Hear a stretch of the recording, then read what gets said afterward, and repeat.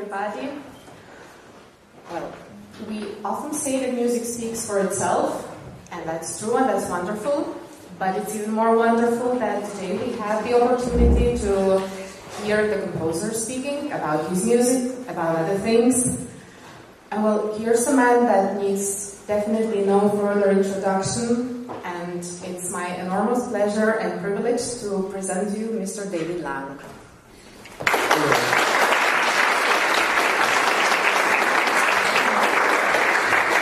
Thank you. It's my enormous pleasure to be here, and I'm sorry I do not speak your language, but I will do the best I can. So, I will be summarizing maybe something in Lithuania, but perhaps not everything. Please excuse me. So shall we start? Then later I will also give the floor to the audience to ask questions, but now I would like to start from the question about the two musics, the classical or art music and popular music that seem to merge in your creative output in pretty integral way. So how do you see the distinction between those, and what were perhaps your main influences from both parts? Well, when I got interested in music, I didn't know that there was a difference between different kinds of music. So when I started, I got interested in classical music, and no one told me that people wouldn't like that it wasn't popular. No one told me that it was for nerds. People just said, this is music and it will be good. So I thought that meant that it was the equal of all other kinds of music. So when I was young, I played in a rock band, and I played in a jazz band, and I arranged music for all different kinds of circumstances. And to me, I just thought it was music.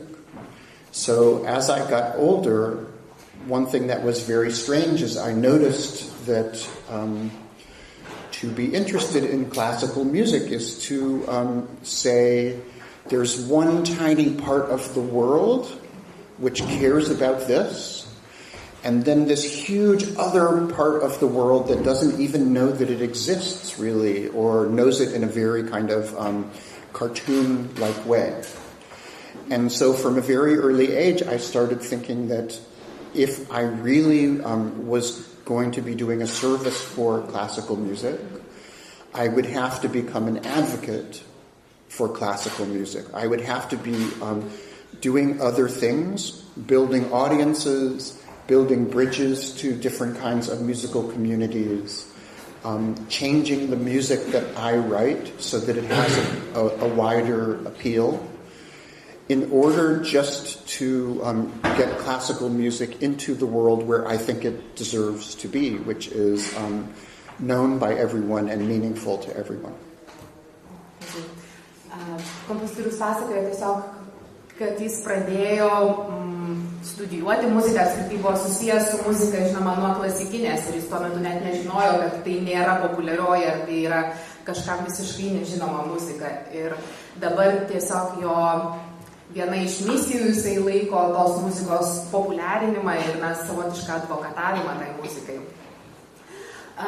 I wanted to hear what were your influences from those parts. So, I don't know, something that you learned when you were a teenager from popular music that made on you a huge impact, or something from the classical part? Well, I became a composer because of Dmitri Shostakovich. That's it, that's the reason why I am a composer. Because my parents were not interested in music. My parents were, very education-oriented immigrants to America. They were not interested in music. So this is a very embarrassing story. Please, go ahead. When I was 9 years old, it was raining at my school, and to keep all the children in my school quiet, during lunchtime, they put us in the auditorium, and they played a movie. And the movie was the conductor Leonard Bernstein conducting the New York Philharmonic of Shostakovich's First Symphony. And all the other kids are throwing their lunches and throwing paper and making noise. And I thought this was the most exciting thing I had ever seen. And Bernstein says that the interesting thing about Shostakovich's piece is that he wrote his First Symphony when he was 19 years old. And it was such a success that he became world famous overnight. And I remember thinking, I was 9 years old, and I remember thinking, I have 10 years. So I started, I became completely obsessed with Shostakovich. I started a Shostakovich club when I was in school. I studied Russian in school, and I studied in Russia. I became completely obsessed with the music of Shostakovich. So, and I've moved forward. My music doesn't sound like this anymore, but I really was completely obsessed. Šostakovičius buvo viena iš didžiųjų įtakų, išgirdo jo pirmąją simfoniją, kai jam buvo 9 ir kadangi žinojo, kad Šostakovičius tą kūrinį parašė, kai jam buvo 19 ir jis tapo žinomas iš karto. Tai sakė, aš tai turiu dar 10 metų tapti žinomu. And when you started learning music, who were your teachers and what were your main influences? I just started writing music. So when I was 9, I just started writing music, and I didn't know anything about music, so I just borrowed musical instruments from people and borrowed instruments from my school, and I wrote things on paper that I thought looked like music, but I didn't really know. So I played trombone because that was the instrument that my school had that I could borrow. And so the first piece of music I wrote was I wrote a trio for me to play trombone with a recording of a Beethoven violin sonata played by David Oistrach and Sviatoslav Richter. And I would come home from school and I would put this record on and I would play my trombone part that went along with this. And the music was written, like a child. I didn't really know what I was doing. But gradually I started writing more and more music, and I never heard any of it. I didn't know what it sounded like. And I had boxes full of orchestra pieces and string quartets. And then finally my mother, when I was 13 years old, took me to see the composition teacher at UCLA, at the University in Los Angeles, who was a very kind of stern and serious immigrant from Bulgaria named Henry Lazarov. And I studied with him. This was when I was 13 years old. And I studied with him 2 days a week until I went to college, so for 4 years. Since you mentioned now writing and not really knowing what you were writing, let's move to the times when you already knew. I was wondering, how do you see the Western music notation? Is that enough for you? Western musical instruments, Western music notation? Do you ever try to go beyond it? That's a good question. Notation is never exact. So notation is just an approximation of something, and your job as a composer is not to order your players. You can never be so exact, I think, that you tell everyone exactly what to do. So what you are doing with notation is you're actually proposing something to someone. You're saying, would you like to do this? Here's a little bit of an example of something that's sort of like something you could do. Mm-hmm. So I think there was this kind of fetish starting in the 60s and, in certain circles, getting crazy about trying to write down every single thing that a player could do. But your job really as a composer is to communicate something to a player that gives the player an idea of something that he or she can add, that he or she can do for himself or herself.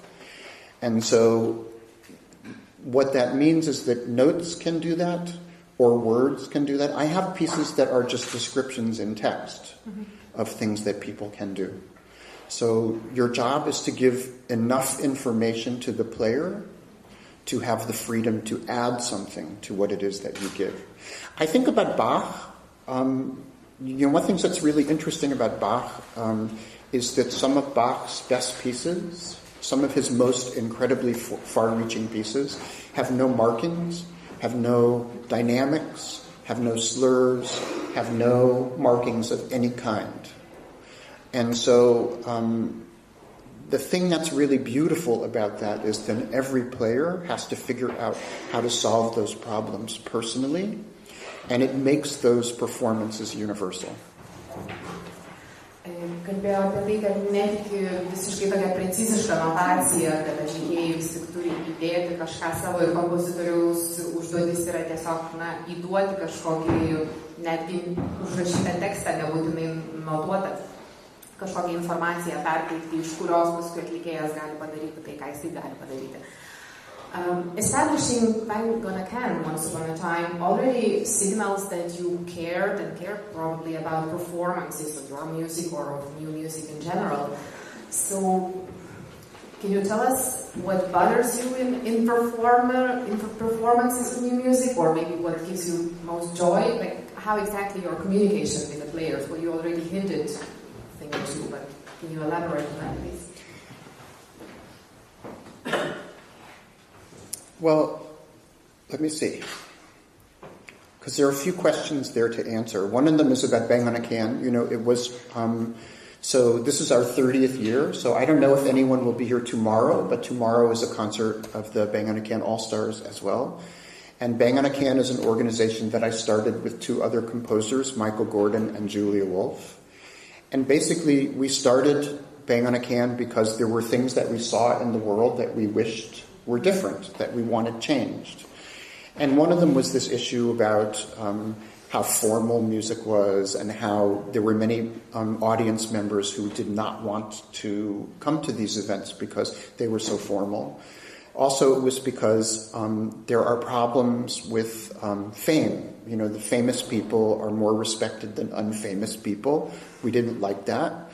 Also, we really felt that there's a problem with classical music in the way that we educate ourselves with classical music. So one of the things we do, which is so powerful in classical music, is we revere and worship the music of the past. So how do we learn about music? We study great music from the past. And so on the one hand, that's fantastic because that music is great, and that music really has messages for us and powerful things to communicate to us.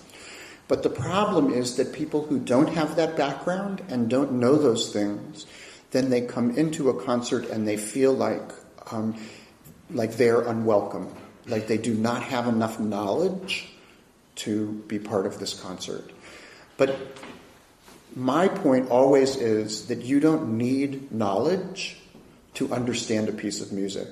If you know something, if you have a background, if you have heard other music, it may make your experience deeper, but we can't have a living culture based on the fact that we love something that's 200 years old, or 500 years old, or 100 years old. That can't live. And so what we need to do is to find a way to make it so that this music exists now, and that anyone who comes in with open ears can be excited about it. So that was one of the big Bang on a Can things. And so with my performances, some things I have which are made for concert halls, which are made for this environment that we are in, and some things are made to be done outdoors, and some things are made to be done in theaters with a theater crowd and a theater performance. And some things are made to be done in strange, different environments. Each piece of music needs to be placed in the context where the people who come will feel invited to listen to it in the best way. Bangor McCann organizacija ir ansamblį įkūrė prieš 30 metų su savo kolegomis Michael Gordonu ir Julia Wood, ir jų pagrindinė idėja buvo priartinti muziką, priartinti klasikinę muziką ir naująją akademinę muziką prie klausytojų, kurie nebūtinai prie jos yra pratę ir jos nesupranta gal, ir dėl to dažnai tam tikros vietos yra parenkamos įvairios tai muzikai atlikti, kurios kažkaip konceptualiai susieja visą tą atlikimą ir pačią muziką. Can we talk about the ritual of a live concert? What meanings do you like to add in order to convey your ideas to the audience, or is music enough? Well, a live concert is theater. A live concert is theatrical, so the thing that's really powerful about live music is you see it being made in front of you. And this is especially important now because most people do not have a live experience with music. So even people who are really nerdy classical music lovers like me, most of the music that I hear on recordings, or I see on YouTube or Spotify or whatever. Most people's experience with music is not live. And so to me then, one of the things that's important is to make sure that when you have a live event, that there is something special that can only happen there when you are present, when you are watching it. And so I've designed many pieces over the last several years which are trying to be things that can only happen live. So what are those things that can only happen live? Well, one thing is you can have a piece of music which is so difficult to play that the performer will fail. So no one would ever record a piece of music that has mistakes in it. Yeah, it's very rude. But this is why we like concertos. This is why we go to see a concerto, is we see a performer as a kind of hero to have this very difficult thing to do, and that they try very hard to do it. And so the struggle that we can feel in live performance is something that we cannot feel on a recording. You talk like Glenn Gould, but instead of giving up, you go forward. That's right. I am the opposite of Glenn Gould. I want the performance to be the thing. So I did a project last year, which was a piece called The Whisper Opera. And the point of this piece was all of the text, all of the singing, all of the performers, everything is so quiet that it cannot be recorded. Because for you to record the piece would mean that you would have to go up close enough to someone to be able to hear what it is. So it's done in a specially designed theater that only seats 40 people. And when the players or the singer comes close to you, you can hear a little bit about what the text means. So you get a sense of what that is as the player goes by you. But the whole idea was to make an event that could only be done live, that can't be done any other way. So if you want to hear it, you have to be there. Kompozitorius labai tiki gyvo koncerto fenomenu ir labai daug kūrinių jo yra sukurta grynai su ta mintim, kad jie gali būti atlikti adekvačiai tik tai gyvo koncerto metu ir jų neįmanoma nei įrašyti, nei niekaip kitaip užfiksuoti. Tai mes čia juokiamės, kad jisai yra tarsi Gleno Gouldo priešingybė, nes jisai pripažįsta, kad tas gyvas koncertas yra tokia kaip herojaus kažkokio iškėlimas ir mes laukiam, kol susimausta tas atlikėjas, bet jisai to ir siekia ir tiesiog nori plėtoti būtent gyvo koncerto reiškinį. The concept of virtuosity is anyway different in minimalist music as compared to, romanticist virtuosity. So still, how are your pieces designed from that point of view? Are they virtuosic, would you say? I taught a class. I'm a college professor also, in addition to the other things I do. So I taught a class once called Virtuosity. I've taught this class many times, actually. And one of the things that's really fun about it is looking at different ways that composers do things which are virtuosic. Mm-hmm. and how they have to change certain things in order so that you pay attention to the thing that is virtuosic. So if you look at, say, Paganini and the caprices, the point of those caprices is so that you only pay attention to how great the virtuosity, the technical playing of the player is. And so those pieces are not harmonically interesting, very interesting. They're not melodically very complicated. They're not formally very complicated.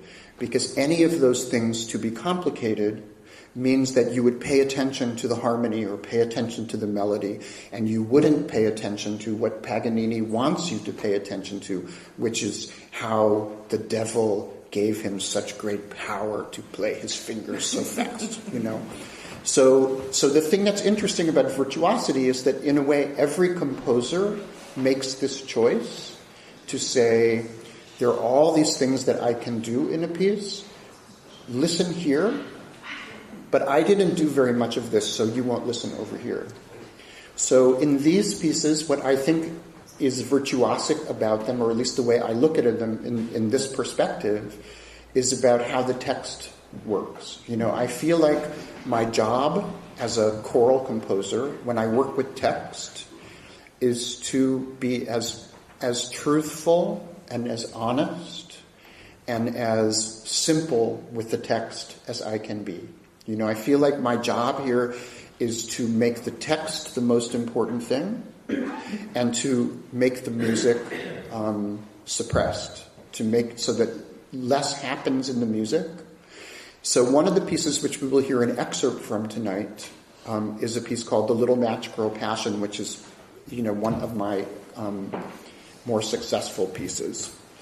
And one of the things that I learned in this was I wanted to tell this story of the little match girl and the St. Matthew Passion. And while I was writing it, I wrote one of the sections, and it had a very beautiful melody in it. And I had to stop while writing the piece because it had this beautiful, beautiful melody. And every time I got through the piece, at that moment I would think, well, that's so beautiful. It's so gorgeous. I've never written anything that beautiful. And then I stopped thinking about the text. So the only way that I could finish the piece was I got rid of the beautiful melody. So when you hear the music, you know, the melody has been suppressed because the melody would get in the way of the story, of the storytelling. And so that's the kind of trade-off that I think of as virtuosity. You know, virtuosity is saying, here is a composer telling you, here is what I want you to listen to, and here are all the things that I am not doing, so that you will not be distracted from listening to this one thing. Have you recycled the melody somewhere else? Oh yeah, I used it somewhere else. Nothing is ever lost. Good. Kalbėjom apie virtuoziškumą ir kas yra skirtingose stiliuose, tarkim minimalizmo virtuoziškumas yra visiškai kas kita nuo romantinio virtuoziškumo ir kompozitoriaus nuomonė virtuoziškumas yra tai, ką kompozitorius vienam ar kitam kūrinyje nori pabrėžti, tai tarkim paganinis būtent akcentuotų tik tai tą pirštų miklumą ir nieko labai įdomaus ten nei melodinių, nei harmoninių požiūrių nevyksta. Tuo tarpu įrašydamas, sakykim, choro muziką, kuri šiandien bus atliekama, labiausiai rūpinasi tekstų ir pasakojo apie vieną konkretų kūrinį, Pasiją, mergaitę su degtukais, kur jisai parašė pernelyg gražią melodiją, kurios tiesiog turėjo atsisakyti ilgainiui, nes suprato, kad jis susižavėjęs tą melodiją, taip dabar užsižaidė, kad nebegalės pabaigti kūrinį. Right. How does the text come to you? How do you find true sex for your music? I spend a lot of time as a composer in my studio by myself, thinking about myself. So a lot of times what happens for composers is they look for other texts, they look for poetry, they look for literature, they look for other kinds of things. To me, this seems really like a terrible idea. You know, this does not work for me, because when you find a beautiful text by someone else it's beautiful because it represents what that other person feels. So what I'm interested in a piece of music is getting to know myself better, is getting to be more honest with myself. And so I use these texts as a way to sort of find out things about myself. So as it happens, almost all the texts in the show tonight, this is not always the case, but I think all of these texts are religious in some way. And they all have to do with thinking about ways to look at different things in the Bible or different things about religious faith. So, and I am a fairly religious person, and so it's not uncommon for me to think about the connection between music and religion. But that actually is something that is also very true to the history of classical music as well, because not only were many of our great composers religious, but also the church has been the greatest employer of all of our composers. So whether they were religious or not, they were paid to be religious. And so so it's not uncommon when you are a classical musician to spend a lot of time thinking about religion. Sutapimas toks, bet šiandien dauguma tekstų, kurie šiandien skambės, nes klausimas buvo apie kaip tekstai atėjo kūrybą. Tai šiandieniniai tekstai beveik visi yra religinio pobūdžio ir sakė jam, tai yra neatsitiktinai, nes jis ir pats pakankamai tikintis žmogus.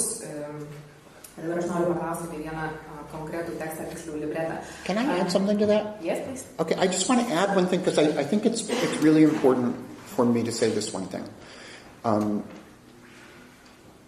There's all this great music that already exists. And, we all love all different kinds of music. It already exists. So why write new music? Why do we write new music? At least for me, the reason why I write new music is because there must be something about my emotional life that other composers have missed. There are things that have to do with my emotion that are not expressed by other composers in a way that gets to me exactly. There are things that get to me approximately or get to a large number of us at the same time. But no one, I'm sure this is true, cares as much about my emotional life as me. And so the point of writing these things is to find out more about how I can learn my own emotional life and make music that gets exactly to the places that resonate with me, that Beethoven won't do, and that Bach won't do, and that Mahler won't do, and that I have to do, or no one else will do it without me. And so that's why it's important for me to write my own texts, because I'm trying with the music and with the text to find these things in me which make it worthwhile to write music. Thank you. Papildymas apie tai, kodėl apskritai rašo muziką ir kodėl rašo tekstus pats dažnai, tai yra, kad vienintelė priežastis apskritai rašyti muziką tuo metu, kai jau tiek daug jos yra sukurta aplinkui ir puikios, tai yra atskleisti, perteikti kažkaip savo paties emocinį pasaulį. Tiesiog nėra prasmės kažką imituoti kitaip, tiesiog ir jam vidinis poreikis yra susikoncentruoti į save ir savęs vidinio paieškos. Ir tuomet tai bet kuri muzika, kurią jisai pateikia arba tekstai, rezonuoja su jo vidiniu pasauliu. Could you please tell us how The Loser by Thomas Bernhard came to you? That's exactly one of the texts that you wrote, and this is one of the most powerful novels in 20th century, or in principle, and one of my favorites. So how did you come to it, and why did you decide to write the opera? Okay, so I wrote an opera on Thomas Bernhard's novel, The Loser. So I don't know if you know this book, but so this is, I'm a huge Bernhard fan. I am a big reader, so I am very interested in literature. And I read this book probably 25 years ago. I read it right after the first English translation came out. And first of all, it's about music, so it's about Glenn Gould. So for people who are interested in classical music, it's very interesting. But the story, for those of you who don't know, it's a narration by a person who, when he was young, was studying to be a concert pianist, and he was good enough to be in the same master class with Vladimir Horowitz. But in his same class, in this book, none of this is true, by the way, but in this book, in his class as a student, was a young Glenn Gould, and knowing that Glenn Gould would always be better than he was, destroyed his life and destroyed the life of his friend. And so it's his narration about how his life was ruined because he knows that he will never be as good as the thing that he knows exists. So there's a way that this book is about failure, and there's a way that this book is about a certain kind of knowing something about yourself but not knowing enough about yourself. It's very funny in a very kind of dark way. But to me, what was beautiful about it was the core, I think, of what is every musician's fear. I don't think this was Bernhardt's idea, but to me, when I read it, I thought that this is really every musician's fear. That you have to dedicate your life completely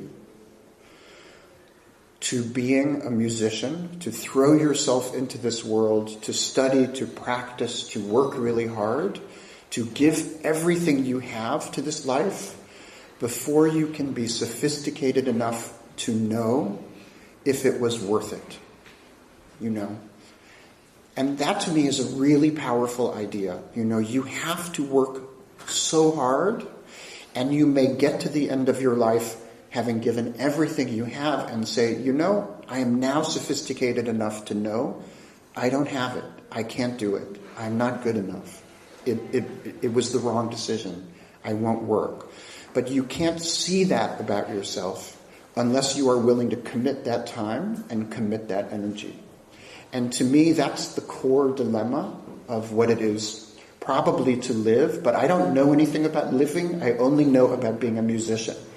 So, and that's, you know, to me, the way I read that book.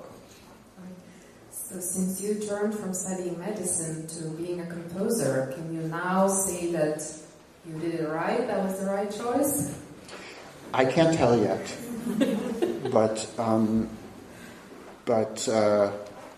Yeah, I don't know. The jury is out. I don't know. I don't know what will make that determination. You know, I don't know. But I do think that everything that we do is about, in a way, is about faith. You know, in the case of The Loser, you have to have faith that this thing that you want to do is worth doing. You know, so I went to college to study medicine. So I was a chemistry student in college. And so when I decided not to go on to medical school and go to music graduate school, my parents were very angry with me. And in fact, my mother died before I ever made any money as a composer. So my mother died thinking that this was the biggest mistake ever. So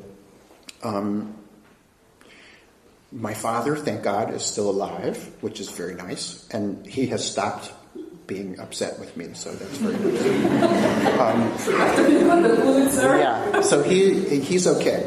Yeah, but I remember when I talked to them at that moment when I was going to music school, I said, if I go to medical school and I become a doctor and I write music on the side, and at the end of my life, I am not a successful composer, I will always feel terrible that I did not risk this thing. You know, I will always think that the reason why I didn't get there was not because I was a bad composer, but because I didn't risk it. And I will always feel terrible. So, and that didn't work. They didn't like that answer, but I like that answer. So. Klausimas iš pradžių buvo apie operą Liudo Grimzdėjas pagal Tomo Bernardo romaną. Tai yra vienas stipriausių, jam vieną didžiausių įspūdžių padaręs kūrinys, kuriame kalbama apie tą didžiąją muzikantų baimę praleisti visą gyvenimą, paaukoti visas savo pastangas, menui atiduoti ir suvokti galų gale, kad tu nebuvai toks sėkmingas ar toks geras, kaip tau norėjosi. Ir paskui perėjom prie paties Davido Lango pasirinkimo, nes jis iš pradžių studijavo mediciną, chemiją ir vėliau nusprendė pasukti į muziką, į kompoziciją, kuo jo tėvai buvo labai nepatenkinti. Well, it hurts me. I would like to continue for another half an hour, but we will need to leave some floor for the audience, but perhaps I could still ask something. Talking about fears, don't you see that there are a lot of musicians, both performers and particularly perhaps composers, who somehow do not like verbalizing about their creative process? So now, since you earned a doctorate and since you're teaching, perhaps you don't belong to those, do you? No, I'd much rather talk about music than listen to music, yes. But I tell my students that they have to be out in the world speaking about their work. They have to get used to that idea, even the ones who are shy and uncomfortable, because I feel like your job is to be the best advocate for your world that you can be. So, and that has to do with the way you live your life, the way you live in a society, what kind of citizen you are. Everything about you has to be about explaining who you are as a musician to the world. And I don't believe that you write music only for yourself. You know, it's very difficult to write music. So the only reason why you write music is to open a conversation with someone. I write the music down so that I can share it, you know. And I may only share it with one person, or I may share it with 1 million people, but I'm doing this because I'm opening up a conversation with the music. And if you accept that your job is to open up a conversation, then anything that helps that conversation happen, and anything that helps that conversation happen better, is your responsibility. So deciding how to make people listen better, deciding how to put it in the right concert environment, deciding how to make sure that everyone understands the context for you and your world. All of these things then become your responsibility if you really want that conversation to happen.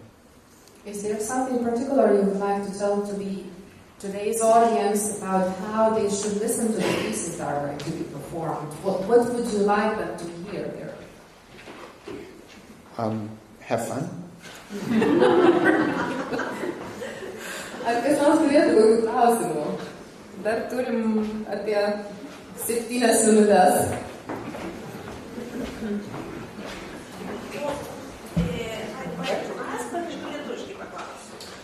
Vakar per susitikimą,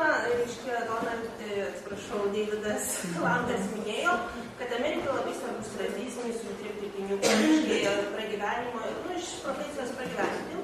Ir dėl to Amerikos prezidentas yra Trumpas. Tai ką jis galvoja apie Donaldą Trumpą?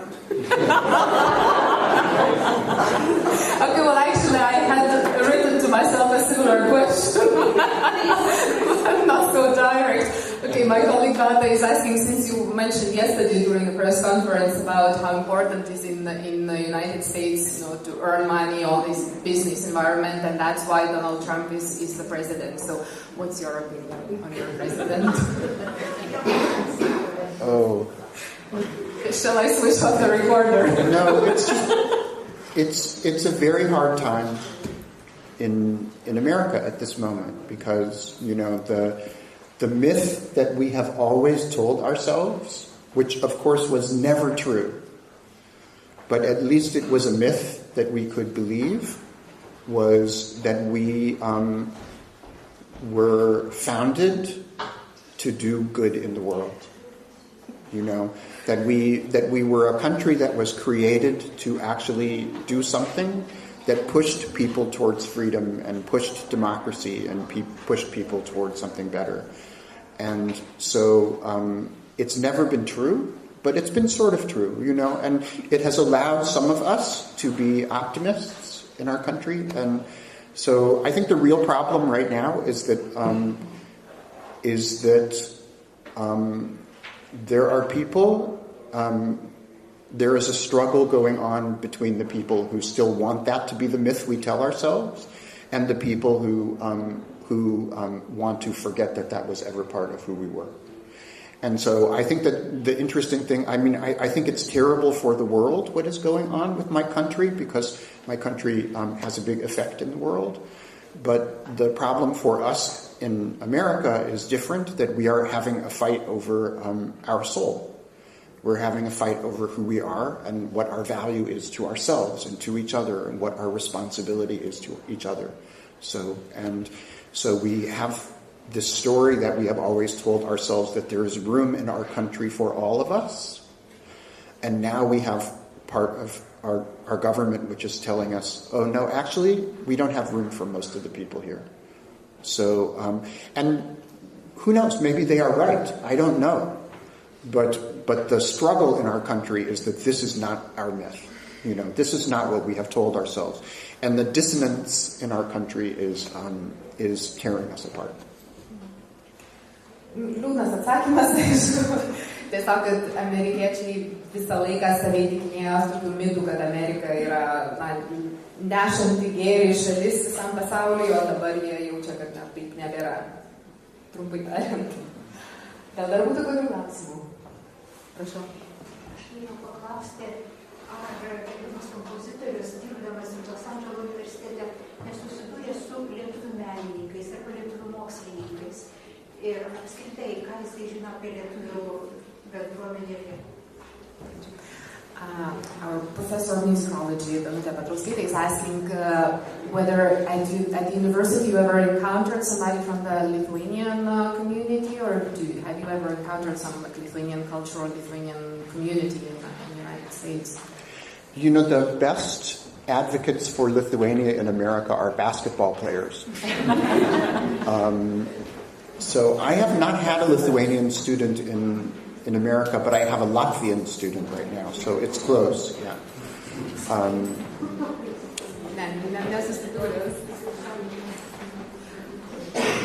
Prašau.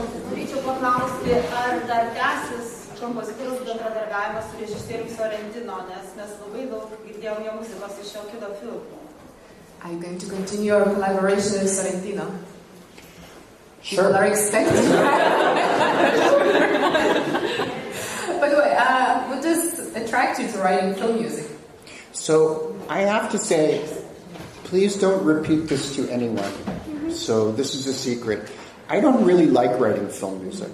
So, because as I already said, you know, the point of writing music for me is to learn more about myself. And when you write music for film, you are learning more about the director. So, and Paolo, I love Paolo Sorrentino, and he's a great person, and I like knowing more about him. But there are a lot of film directors I don't want to know more about. But this is, so what happened with Paolo was that he found this one piece of mine, I Lie, which we will hear tonight. So he found that piece, and he used it in La Grande Bellezza. I didn't know that he was doing it. I didn't know that he was using it. He licensed it from my publisher. I never heard about it. So I only heard about it the day they were filming, because the conductor called me from the set and said, "Oh, we are very excited. We are filming your piece right now." And I went, "What?" So, but then I met him, and then he decided that he was going to make his next film, Youth, about a composer, and he asked me to write all the music for that composer, which was really lovely. One last question. Make it a good one. got your very, very own instrument. Like, what is your favorite instrument? That's what I want to ask. My favorite instrument? It's not just because of where we are and what we are going to see this evening, but I have to say, I think my favorite instrument is the voice.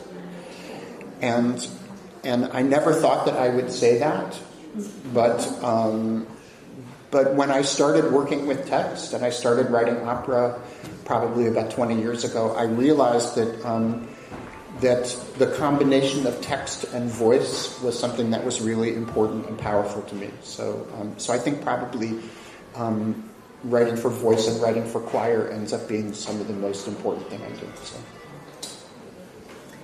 Thank you so very much. It's been a great pleasure. I guess everybody, and now we invite you all to the concert. Thank you.